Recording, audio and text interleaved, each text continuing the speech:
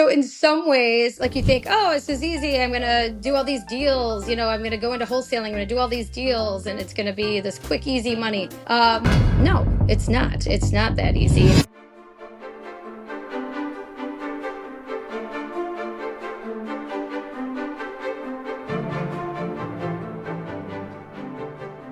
All right.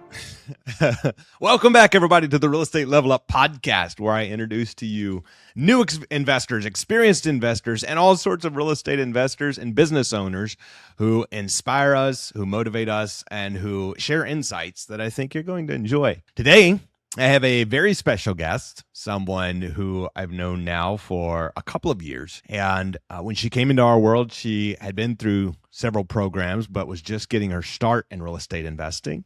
And she's a mother, an incredible hearted person, and someone I think you're going to learn a lot from corporate to now real estate investor, and has insights from both of those worlds. And now, over the last couple of years, has built a real estate investing business, really doing deals every few weeks to few months. We'll find out exactly how often. So I want to introduce to you Lisa Carolan. What's up, my friend? Hi, Andrew. How are you? I'm so good. How are you doing? I'm doing great. Thank you. So diving right in, I want to take us back. There's several things you've described. I think one of the phrases you used to describe real estate investing and the first deal you done was a beautiful mess. And I like that phrase because I think it relates to a lot of people. Somebody listening to this, whether they're brand new and looking for that first deal, or whether they've done hundreds of deals, often that's what this whole business feels like, is a beautiful mess. And it's figuring out the next problem. How do we systemize better? How do we automate better? How do we grow better? And it's very much about who you're surrounded by. But I want to first hear, you're a mother of 3 kids. You're running a real estate investing business. What's life look like for you? Take me back 4 years ago. And then we met a couple of years ago. 4 years ago, what's life look like? What's going on at home? The kids, business, what's going on? Life is always kind of a rat race. I guess to use the language my parents always used to, they always used to describe life as a rat race, Yeah. and I do kind of feel like that's the case. There's just always so much going on with kids and activities and my husband's schedule and just things I have to get done at home. So, just very busy, but great, everybody doing well and doing their thing. So, but just kind of chaotic in a good way. Love that. So remind me, how did we meet? We connected a couple years back. How did we meet? Yeah, so I had, just started dabbling with an interest in investing in real estate, and I didn't really know what that meant. You see things online and it piques your interest. I was looking into a short-term rental program that I kind of participated in, and then there was another one that was geared toward wholesaling, and I joined. It was sort of a minimal entry point to join it, and they had all sorts of calls throughout the week that you could participate in. And you get on the call and there'd be a lot of people on the call, but they were good people, all different levels and experience and things like that. And I had kind of gotten away from it, and one day I was like, you know what, I was walking out of something, I think I was got my hair cut and I got a text reminder of one that was on creative financing, and I was very interested to learn more about that. And I thought, all right, I'll hop on this. Well, it turns out it was the first one, and it was you. And I was expecting to be one of 100 people, and there were like 3 people on the call. Yep. And I ended up having a very direct face-to-face conversation with you, and it was really interesting. And so it was a much more personal call than I was expecting. So after that, I decided to kind of research you online, and I found one of your 30 days to deal situations online and started following that. Heck yeah. Wow. So in finding us, we connected up. Before that, when did the t-shirt company exist? So you're kind of entrepreneurial in lots of ways. How many years ago was the t-shirt company? You had a t-shirt so in the midst, I stayed home. I worked in corporate real estate, and then once I had my kids, I stayed home. Once they got into school full time, it was sort of a fun concept. An Irish t-shirt company. It was a subscription company. my husband and a couple buddies, he is Irish. They came up with the concept. One of his friends from high school, they owned a t-shirt printing company, and they just came up with this concept. And so I took it over and I ran it for a number of years, even through COVID, which was very, it had a lot of ups and downs, but it was fun. It was creative, and I learned a lot actually because I had to hire people virtually, and I had to. There were a lot of different things I was coordinating through that process, but it kind of kept me on top of the trends with Instagram, and I had done none of that in my previous working life, any of the social media stuff, and so it kind of got me exposed to some of that stuff and kept me, more in touch with that. So I want to hear, when you decided to start real estate investing. So you had done the corporate thing, you'd done the entrepreneurial t-shirt thing, and then you're going, hey, I want to do real estate investing. You still got kids at home. You had 3 kids. You got life going on. Like, what makes you go, hey, I just want to do the real estate thing? I don't know that I ever had a moment where I just said I'm going to do the real estate thing. I just was sort of dabbling online. But I will say it kind of was a perfect marriage of everything else that I had done because, like I said, I was in real estate before. I do have a license, which isn't necessary. Actually, in Illinois for wholesaling, it's one of the few states that does require a license. And I have one. So that got my attention. But I've always loved real estate. My father owned well, small scale, but he owned some apartment buildings.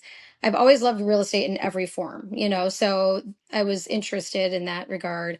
And then all the stuff that I kind of learned from even doing the t-shirt business with the social media and the marketing, I felt like it lended itself to this as well. And I just like the independence of it, where I could work it into my life. It wasn't like I'm going to a job 9 to 5. I could work it into my life the way that I needed to. And also, it should be a lot more lucrative than the t-shirt business. The t-shirt business, I could have started to scale it, and but it would have been just not as flexible and not as lucrative as this. So I figured if I'm going to do something and I'm going to take time away from the family to do it, I want it to be something lucrative that's going to set myself up for the future. And it'll be up and running and something I can rely on in the future when my kids are out of the house. So for all Something those reasons.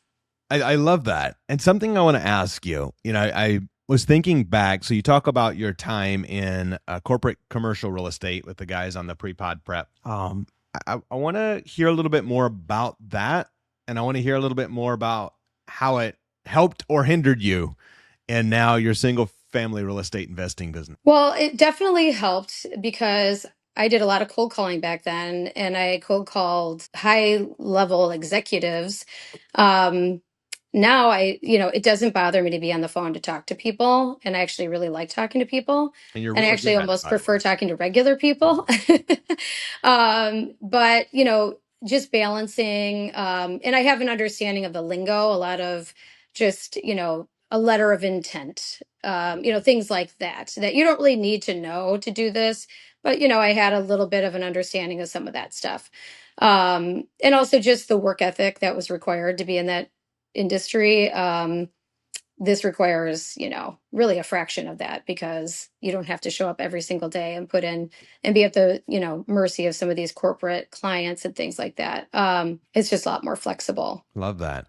What do you think? So something I want to hear from you, Lisa, is what do you think is one of the biggest misconceptions? Somebody listening to this, maybe they've had some experience in real estate, or maybe they've done some wholesaling, or they've done some commercial stuff, but they're going, maybe they've always kind of dabbled, or somebody who is just saying, hey, I'm a stay-at-home mom. I want to get started in this. I used to work in corporate. I want to get started in this. Like, what's one of the biggest misconceptions, for good or bad, that you see that people have to bust through to actually start building this into a business? I will say, and this might be a weird answer, but it's harder and easier than you think. What's that mean? So in some ways, like you think, oh, this is easy. I'm going to do all these deals. I'm going to go into wholesaling. I'm going to do all these deals, and it's going to be this quick, easy money.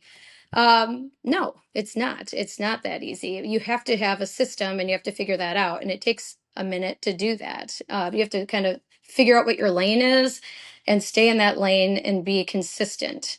But then I will say, once you do that, it becomes easier than you think, because then you've got your groove, you've got your course of action, and if you just kind of stick with it and have a plan and do it every day and are honest with yourself, it starts to fall into place. I like that perspective. And, something, Lisa, I notice about you is it seems to me, I don't know behind the scenes, but it seems to me in our time together and getting to know you that you are someone who has a mindset of continual growth, being real with yourself, but continual growth and always taking a good perspective of things. Like, where does that come from?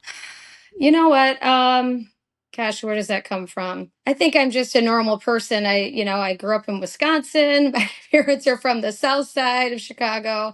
I'm just a normal person. I don't, and I think that makes me appreciate the people that I'm talking to. I really do care about the people I'm talking to. And so it becomes more genuine because I genuinely do want to help them.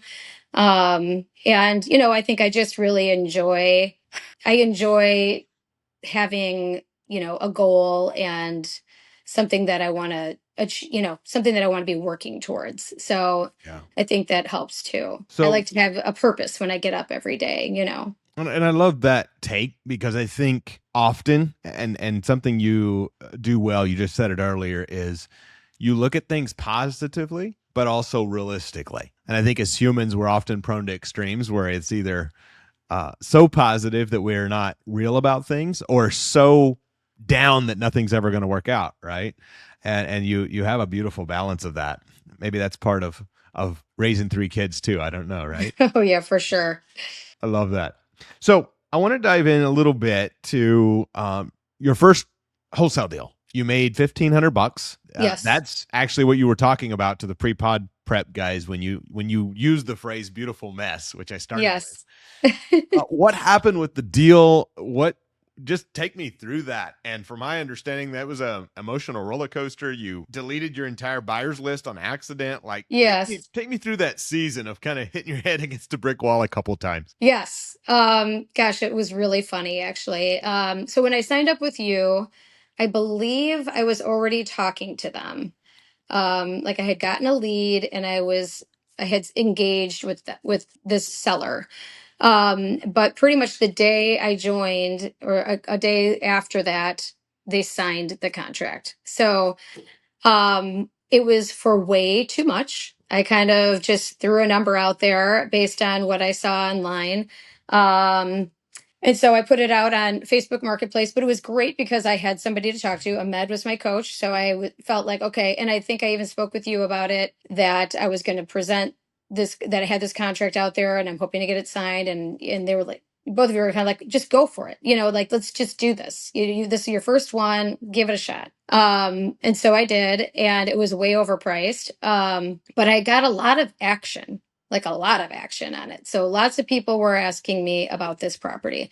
And so I was like, oh, there's something going on in this area. Like they're interested. So I got, let's see. I mean, I don't want to drag this on too long, but I had to lower the price multiple times. And at one point I realized, oh my gosh, this woman is so frustrated. Now the place was in terrible So condition, what'd like you start terrible. with on the original contract, and what'd you get it Well, I down listed for 70 but I had put it under contract for 55. Okay. So I'm thinking $15,000. I was trained that you should always get $15,000 or it's not worth your time. Um, so that was my goal. Right. And it was not going to go for that. And it shouldn't. It was in terrible condition. But I had a lockbox and I have people walking through there and I was so excited. And like, these are the responses I'm getting. People are walking through. This is what they're telling me they will pay. And we are within $5,000 each of them. So this is telling us that something, right?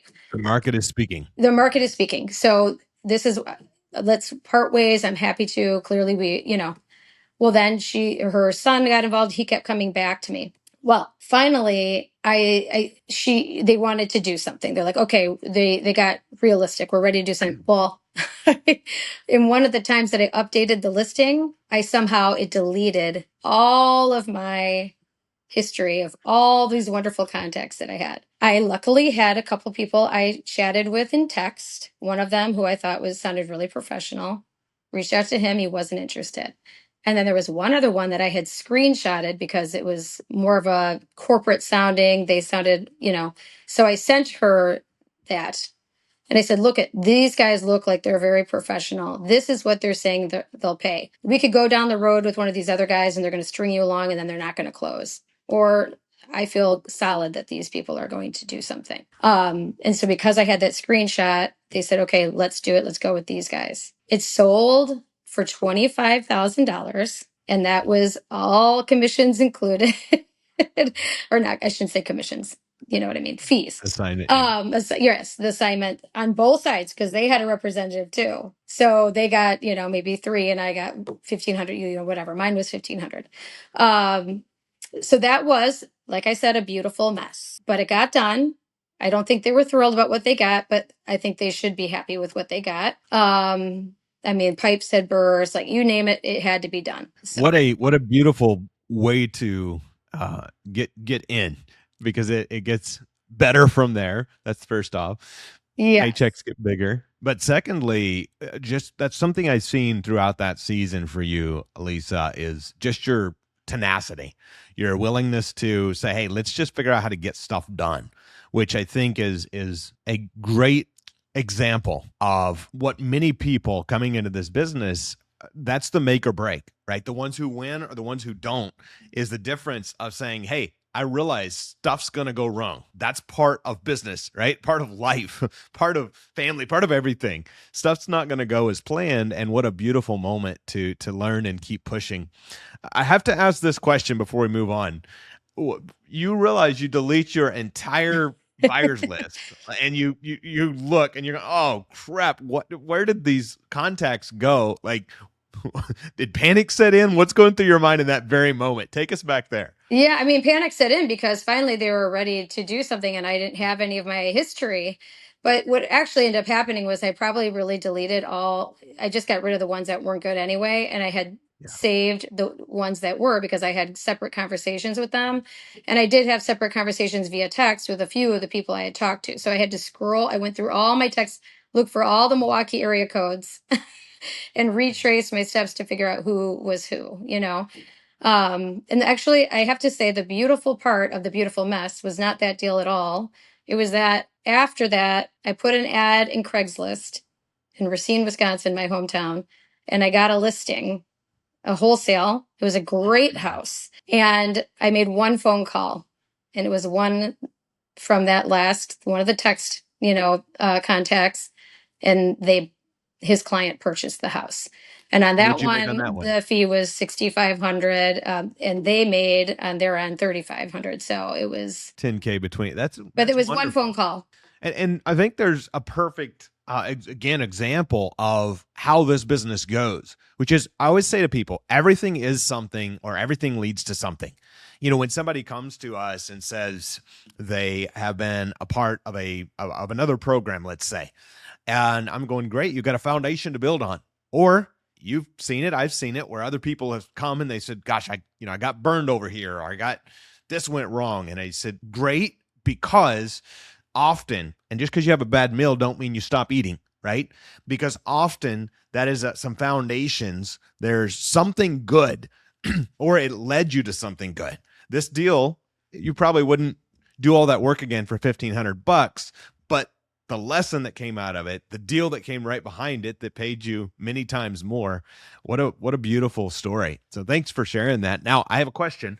So fast forwarding past those first two deals, what has it looked like the last, couple of years now? Are you doing a deal every quarter, every month or two? What's that look like? And how's business going for you since? Yeah, well, it's been a little over a year since then, like about a year and a quarter. And it's more like quarterly, and it would be more, I will say it's on me. I mean, when I am making my calls and staying on it, I have plenty of opportunities that are coming and I'm getting more contracts. I got a contract last week. I did a couple deals with John last year. So, quarterly, but it would easily be more often if I were, not getting kind of pulled into different family things. And I'm okay with that right now because I know that next year, and this is the whole purpose of what I'm doing, is I'm building something that I know I'm going to be getting more and more and more consistent with as things ease up with my kids and stuff like that. But yes, quarterly, and it's going to get more closer to monthly, now for sure. And I think though you're doing something. I always talk about this, and for everyone listening to this, you hear me say this. It's position yourself for success. And you said, "Hey, I'm going to hop in before I'm ready. I'm going to learn the high income skill. I'm going to build my foundation. Team up. You mentioned John. Team up with somebody else in the community. Let's do some deals. Let's get the reps in. Let's get some checks in the bank. And then when I'm ready to crank the fuel up, I'm not starting from ground zero."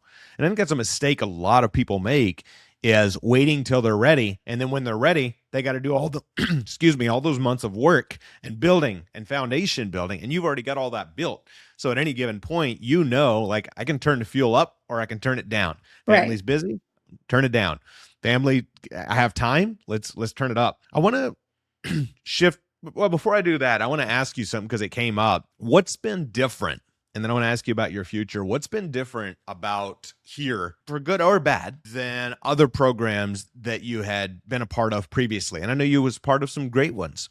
Yeah. Yeah, I was part of great groups. But I was, a couple different things. Number one is I was interested in the creative financing. And so I like the methodology of this group, so I feel like there's a lot more flexibility and a lot more opportunity to do deals, um, structuring things the way that you learn how to do it in this group, because you can do wholesaling as well.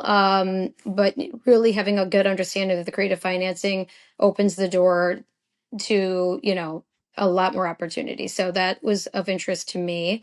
I'm part of the Freedom Life, so I have a nice network of people to work with, and I have coaching. Ahmed saved me from getting myself into trouble with that first Beautiful Mess deal because I he said every time you change the price, you've got to have yourself covered with a paper trail. And I didn't understand any of that. And I could have very well ended up with a $55,000 house that was worth 20. So, he really helped me with that. And, just having all sorts of coaches and people to collaborate with has been great with this group. And that's been my focus, partnering with people like John and Judy, and just having the people on Judy's team to collaborate with. It's been great. And then the third thing for me, which was actually a really big surprise, and I didn't expect that this was going to be as impactful as it was, but I went to the very first meeting with you guys in Scottsdale right after I first joined. The Truca aspect was a lot more important to me than I realized. Hmm.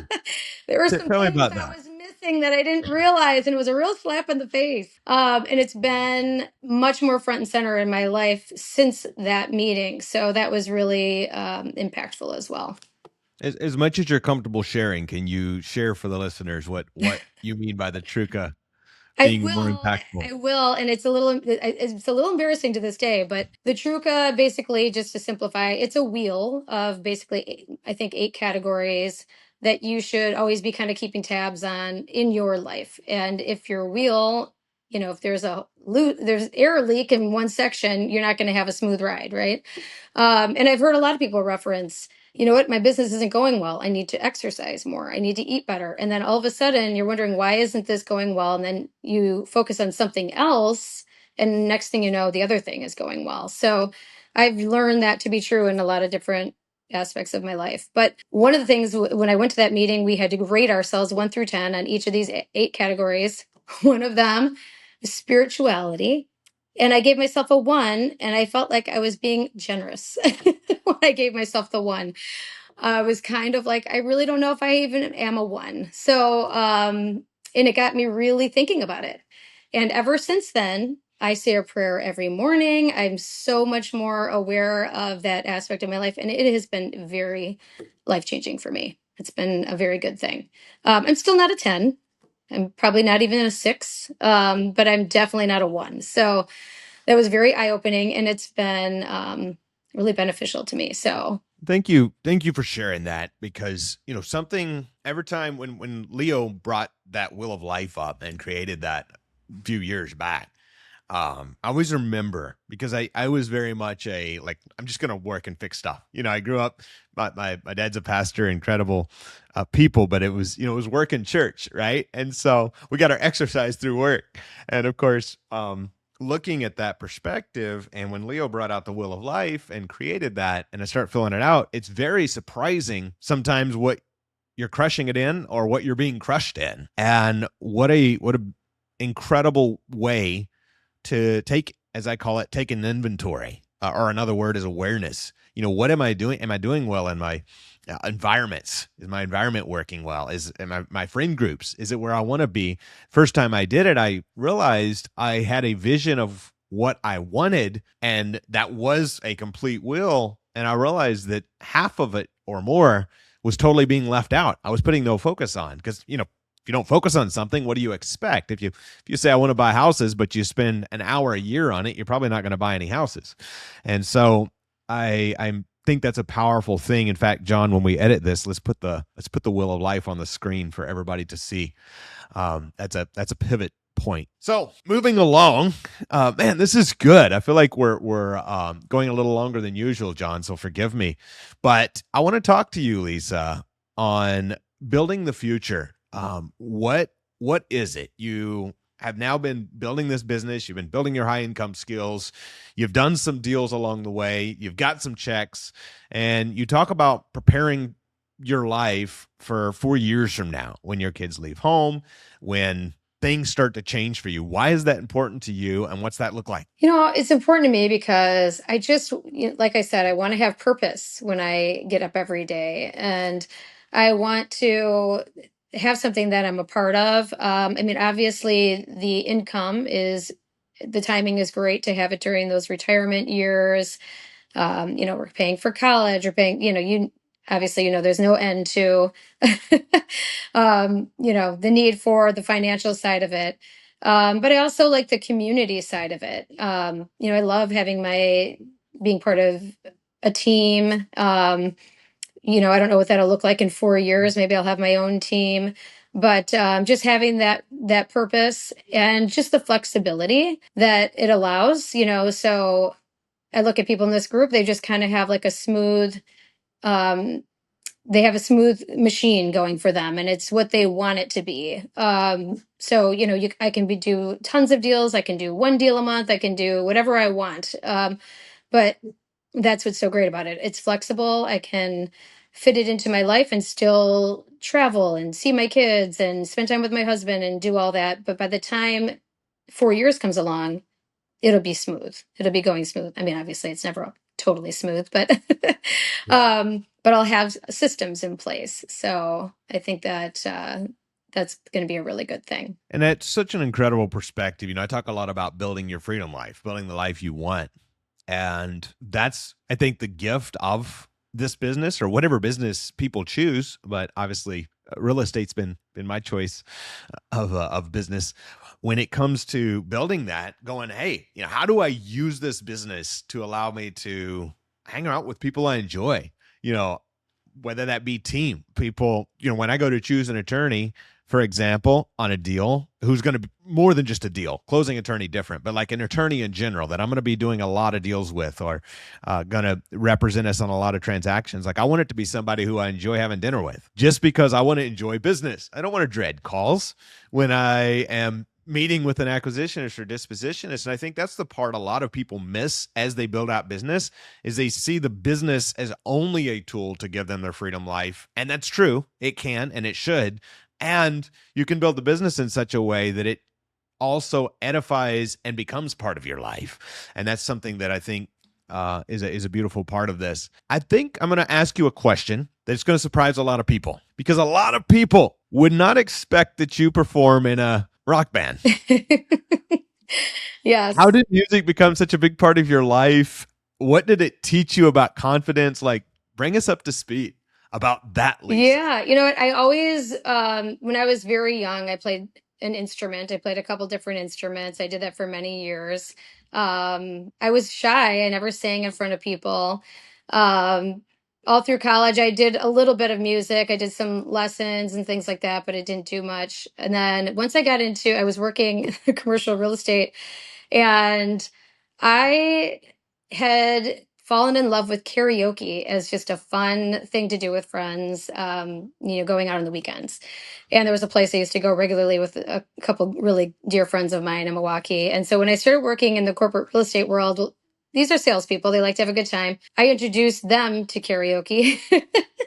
And there were some people I worked with who had previously had a band, but then they had families and they'd gotten away from it. And after 9/11 happened and the whole world kind of came crashing down, and, we were in corporate real estate. So it really affected that industry.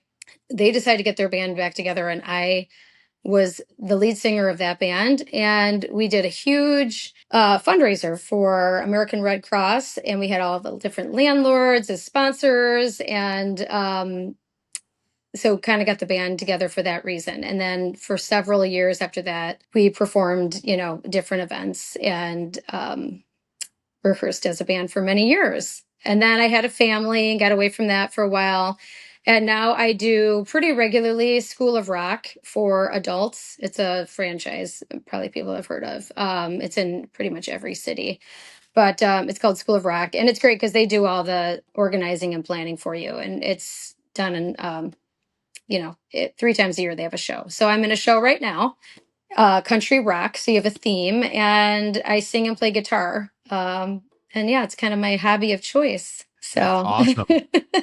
How do you, so is that totally separate in your mind from like real estate investing, or is there like a lot of things you learn in music that you use in your real estate investing business? well, I'm definitely not shy. I used to be very shy and nervous about singing in front of people. I used to have a couple of drinks beforehand. And now I'm usually the one that kicks it off. If they have karaoke, I get the thing going, and I don't need any drinks or anything like that. I'm just more comfortable with it. And so I think in some ways it just, once you're able to do something like that, you're not as shy in other areas of your life. And you don't worry so much about what people think. And I think part of it is just I'm getting a little older too. Yeah, So I don't care so much. That's one of the nice things about getting older. You're not so worried about what people think. So yeah, probably both those I love that. reasons. So last two questions before we wrap. Okay. Lisa, this is so good, and I enjoy hanging out with you. I enjoy the energy that you always walk in, but I also enjoy your inquisitiveness, if that's a word. And I think a lot of people listening to this, that is what keeps us growing. That's what keeps us on the edge, right? That's what keeps us excited to learn, and what we get to find out surprises about each other along the way, and it's a fun time. You mentioned the books Atomic Habits and the 12-week year. hmm How have those affected your life, and why are those so important to you?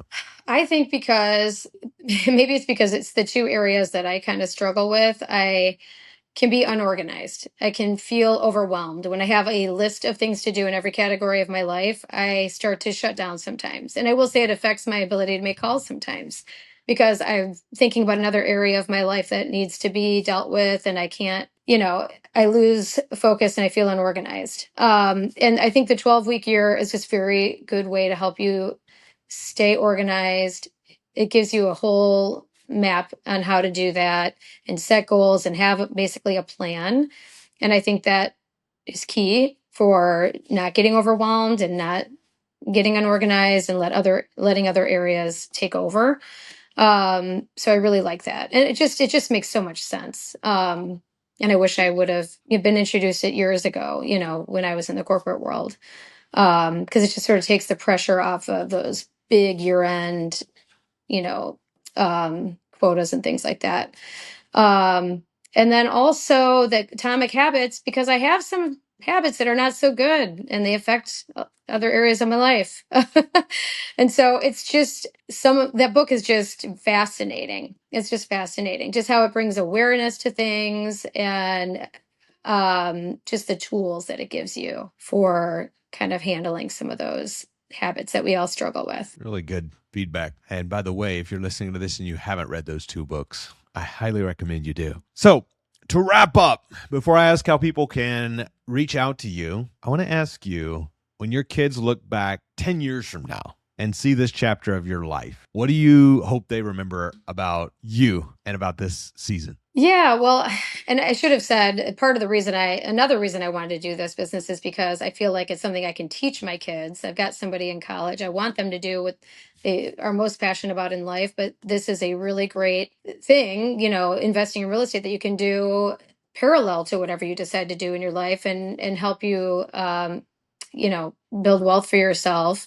So I do want to teach that to my kids. And my son, my oldest, was part of that beautiful mess. He came with me and took pictures, and he's done he's with me for a few deals, taking pictures and things like that. So he thinks it's great. He thinks it's super exciting that I'm doing it. So I think hopefully it'll just show them that, there to get excited about something, and it's never too late to start something new, and there isn't just one way to go about making a living. You can kind of, I always tell them, sort of picture what you want your life to look like, and then you can sort of figure out, well, how do I get there? And maybe this is one of the ways. This is one of the ways you can get there. And show them that it's really not that hard. So hopefully they'll look back and they'll be proud of what I have accomplished, and that even with all the chaos and how busy we were, that I figured out a way to make it happen. Love that. The last question, how do people reach out to you? Facebook, Instagram, where do they find you? You know what? The best way to reach out to me at this point is just shoot me a text. And my number is 312-420-7937. Feel free to reach out. I'm happy to answer any questions, and, wish everybody the best of luck. Heck yeah. I appreciate you, Lisa. I'm looking forward to seeing you very soon. And I'm very excited for what this next year ahead looks like with the foundations you've built. I appreciate the wisdom you share and the way I love hearing how you get support from the community, but you're someone who adds so much value to the community and support to others. And I just appreciate you for that, my friend. Well, thank you so much. I really appreciate being here today. Absolutely. We'll see you soon. Bye for now. Okay, take care.